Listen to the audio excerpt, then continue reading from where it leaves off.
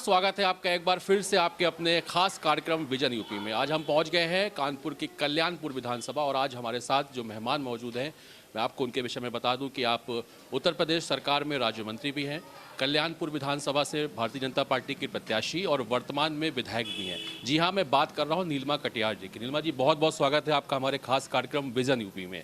पहला सवाल नीलिमा जी आपसे यही है, इस बार क्या विजन है और कैसी तैयारियाँ चल रही हैं? विजन विकास का है, विजन विकास के माहौल का है और उसी विजन को लेकर के 5 साल काम किया है। ये अलग है कि ये 5 साल जैसे 5 साल होते थे वैसे 5 साल नहीं थे। सदी की सबसे बड़ी त्रासदी में हम हैं और उस सदी की सबसे बड़ी त्रासदी के अंदर जो परिस्थितियां बनती हैं और उसमें जो जनप्रतिनिधि का दायित्व जुड़ता है, उन दायित्वों के साथ हम आगे बढ़े हैं। जहाँ तक कल्याणपुर विधानसभा की बात है, इस विधानसभा के अंदर क्योंकि सीमावर्ती विधानसभा है, इंफ्रास्ट्रक्चर से रिलेटेड समस्याएं रहती हैं। मूलभूत जो आवश्यकता सीवर लाइन को लेकर थी, जल भराव के संकट को लेकर थी, उस दिशा में काम किया है और कोविड के कारण उस काम की गति में और प्रगति में कुछ बाधा आई है। ये तय है कि आने वाले समय में वो सारी बाधाएं खत्म होंगी। माननीय मोदी जी के नेतृत्व में, माननीय योगी जी के नेतृत्व में तेज गति से विकास का पहिया घूमेगा और कल्याणपुर विधानसभा के अंदर शेष बचे कामों को भी हम पूरा करेंगे।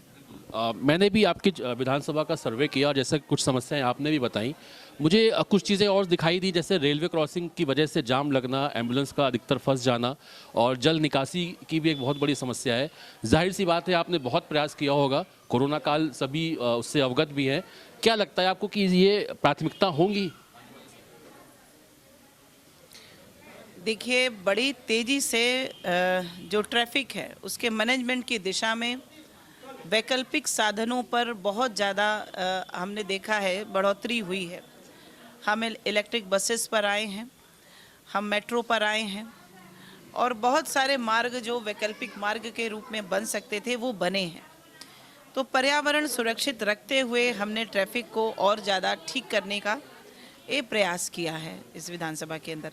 और जो जल भराव का संकट है, एक प्रमुख स्थान हुआ करते थे, हमारा कल्याणपुर का साहब नगर नाला था, हमारा गोवा गार्डन था, हमारा मकड़ी खेड़ा था, हमारा आवास विकास 3 था, उसमें पांडू नदी में उफान आता था और रफा का नाला हमारा ओवरफ्लो होता था। इन सारी ही जगहों पर काम करने का काम किया है। लेकिन अभी भी बहुत सारे स्थान ऐसे हैं, 10 करोड़ से ज़्यादा के प्रोजेक्ट्स जो हैं वो जल भराव के निराकरण की दिशा में पूरे हो चुके हैं और सारे प्रोजेक्ट्स जो हैं वो आने वाले समय में उन्हें पूरा करेंगे। समय का अभाव, चूंकि बस आपके पास भी अभाव है, आखिरी के 2 सवाल हैं। कांग्रेस कह रही है, प्रियंका गांधी कह रही हैं कि लड़की हूँ, लड़ सकती हूँ और आपकी विधानसभा से उन्होंने खुशी दुबे की बहन नेहा तिवारी को उतार भी दिया है मैदान में। भारतीय जनता पार्टी भी महिला शक्ति को लेकर के कई उसके पास मुहिम है जो लगातार जारी हैं। क्या लगता है आपको, कुछ टक्कर या कुछ उनके लिए कहना चाहिए? देखिए, ये उनका अंदरूनी मामला है कि वो किसको कैंडिडेट बनाते हैं। और जहाँ तक मातृशक्ति का विषय है, ये हमारी संस्कृति और परंपरा से जुड़ा हुआ मुद्दा है। हमारा आधार मातृशक्ति है और इसी आधार पर हमने देखा है कि देश का पहला राज्य उत्तर प्रदेश बना है जिसने मिशन शक्ति चलाया है। हर एक विभाग के अंदर वो कौन सी परिस्थितियां हम बना सकते हैं जिसमें महिलाओं को काम करने की और ज़्यादा सहूलियत हो, वो अपनी सामर्थ्य का योगदान प्रदेश के विकास की मुख्य धारा में और सहजता के साथ कैसे कर सकती हैं। इसके लिए माननीय मुख्यमंत्री जी ने मिशन शक्ति उत्तर प्रदेश में बहुत सफलतापूर्वक इसका संचालन किया और इसके बहुत मतलब सुखद परिणाम सामने आए हैं। हमने ये देखा है कि पिछले 5 वर्षों के अंदर, मैं आपको आधारभूत बात बता रही हूँ कि उत्तर प्रदेश के कई जनपदों के अंदर जो लिंगानुपात है उसमें संतुलन आ चुका है। और ये जो संतुलन है, और मैं उच्च शिक्षा मंत्री हूँ, दीक्षांत समारोह में जाना होता है, बेटियों को पदक मिलते हैं, मेडल मिलते हैं और देखिए कि 60 से 70% अधिकांश स्थानों में बेटियां ही पदक ले जाती हैं। ये माहौल बता रहा है कि ये माहौल उत्तर प्रदेश का किस तरफ जा रहा है। आज मातृशक्ति अपने आप को उत्तर प्रदेश के अंदर सुरक्षित महसूस करती है, क्योंकि जिस राज्य में जिस प्रदेश का मुखिया अपनी पहली कैबिनेट मीटिंग में एंटी रोमियो स्क्वाड का गठन करेंगे, तो ये स्पष्ट है कि वरीयता कहाँ है। और इससे कहीं ना कहीं प्रभाव भी सामने दिखाई दे रहा है। नीलिमा जी, राजनीति से परे एक सवाल है, चूंकि जब भी उत्तर प्रदेश के चुनाव आते हैं तो खास तौर से यूपी में ही नहीं, यूपी के बाहर भी एक चर्चा होती है कि यूपी का चुनाव हो और राजनीति धर्म जाति पे ना हो, हिंदू मुस्लिम पे ना हो, तो लोगों को लगता है कि चुनाव अधूरा है। क्या विकास और शिक्षा ये जरूरी नहीं? विकास और शिक्षा जरूरी है, जीवन पद्धति है, जीवन से जुड़े हुए पहलू हैं, लेकिन श्रद्धा अलग विषय है, विश्वास अलग विषय है, आस्था अलग विषय है, और ये भी जीवन की मूलभूत आवश्यकता है। हम मानव हैं, मानवीय जीवन में हम मानस भी रखते हैं और मानस का विश्वास भी होता है। विश्वास का आदर और अनादर एक महत्वपूर्ण भूमिका में होता है, और इस कारण से जब लोगों की श्रद्धा और लोगों के विश्वास पर कोई राजनीतिक दल अपनी श्रद्धा और विश्वास प्रकट करता है, तो ये स्वाभाविक है कि उनका आकर्षण, उनका प्रेम उधर की तरफ बढ़ता है। लेकिन आस्था से जुड़े हुए प्रश्न, श्रद्धा से जुड़े हुए प्रश्न भारतीय जनता पार्टी के मुद्दे कभी नहीं रहे। हाँ, श्रद्धा के विषय जरूर रहे। मुख्य रूप से विकास और शिक्षा इस बार माना जाए कि मुद्दा रहेगा। हाँ, जो उत्तर जो प्रदेश दिखाई दे रहा है मैम, वो आप भी बहुत करीब से देख रही है, और ये सवाल इसलिए जहन में आता है क्योंकि मैं स्वयं उत्तर प्रदेश से बिलोंग करता हूँ, लखनऊ से लगातार 15 वर्षों से पत्रकारिता कर रहा हूँ। तो जो जब आम जनमानस से मुलाकात होती है तो उनकी जो मानसिकता जो समझ में आती है वो थोड़ा सा कहीं ना कहीं कष्टदायक दिखाई। नहीं, कष्टदायक किस परिप्रेक्ष्य में? क्योंकि जो सोच है ना, वो फिर वो सब भूल जाते हैं। उनको लगता है कि नहीं, अब हिंदू और मुस्लिम और ओबीसी जैसे आपके यहाँ ज़्यादा है विधानसभा में, तो वो एक साथ हो जाएंगे तो लोग चुनाव जीत जाएंगे। विकास और शिक्षा की बातें पीछे रह जाती। देखिए, आज देश के अंदर देश का सौभाग्य है कि माननीय नरेंद्र मोदी जी जैसा सोच वाला व्यक्ति आज देश के जिम्मेदारी में है, और भारतीय जनता पार्टी की जो सोच है, रीति नीति, कार्य पद्धति, सिद्धांत हैं, उनको व्यवहारिक धरातल पर लाने का काम सम्मानीय नरेंद्र मोदी जी ने कहा। और उन्होंने कहा, सबका साथ, सबका विकास, सबका विश्वास, और सभी के प्रयास से ये संभव हो सकेगा।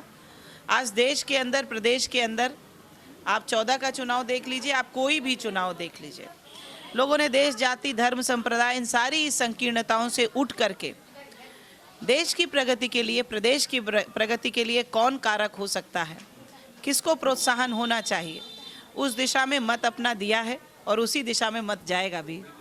कल्याणपुर विधानसभा की जनता की तरफ से एक आखिरी सवाल आपसे कि कल्याणपुर की विधानसभा की जनता नीलिमा कटियार जी को इस बार फिर विजयी बनाए तो क्यों बनाए, और अगर आप फिर से विधायिका बनती हैं तो इस बार आपकी प्राथमिकताएं क्या होंगी? देखिए, केवल सेवा ही वरीयता रही है, और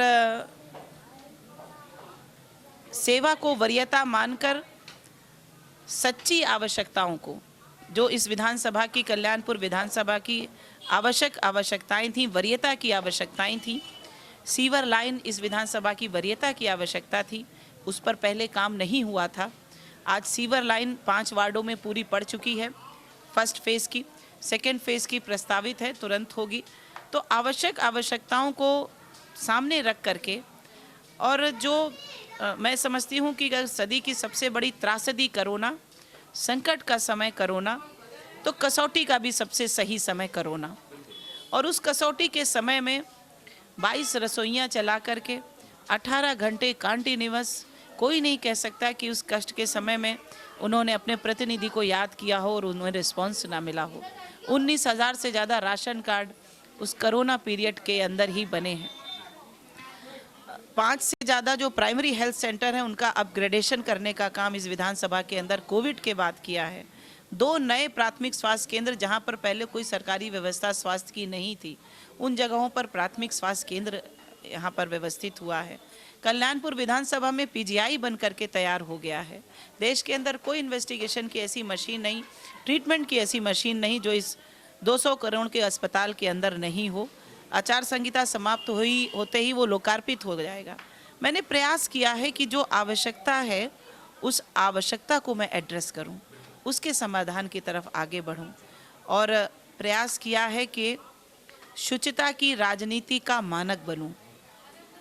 आज कोई भी विधानसभा के अंदर किसी भी प्रकार के अनुचित आचरण का मेरे ऊपर आरोप नहीं लगा सकता, क्योंकि मैं ये समझती हूँ कि 2017 में कल्याणपुर विधानसभा के मतदाताओं ने बहुत भरोसे और विश्वास के साथ मुझे अपना प्रतिनिधि बनाया था। उस विश्वास का सम्मान प्रति क्षण पूरे 5 वर्ष रखा है और ऐसा ही लगातार बना भी रहना चाहिए। बिल्कुल, बहुत बहुत धन्यवाद।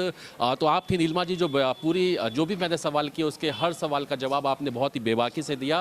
फिलहाल तय आप लोगों को करना है कि किसकी जीत और किसकी हार होगी, ये तो फिलहाल आने वाला वक्त बताएगा। लेकिन मैं आप सबसे ज़रूर कहना चाहता हूँ कि वोट डालने ज़रूर जाइए, क्योंकि आपका एक एक वोट बहुत कीमती है। फिलहाल रही जीत और हार की बात, तो अब हवाएं ही करेंगी रोशनी का फैसला। जिस दिए में जान होगी जलता रहेगा। फिर मुलाकात होगी, तब तक के लिए नमस्कार।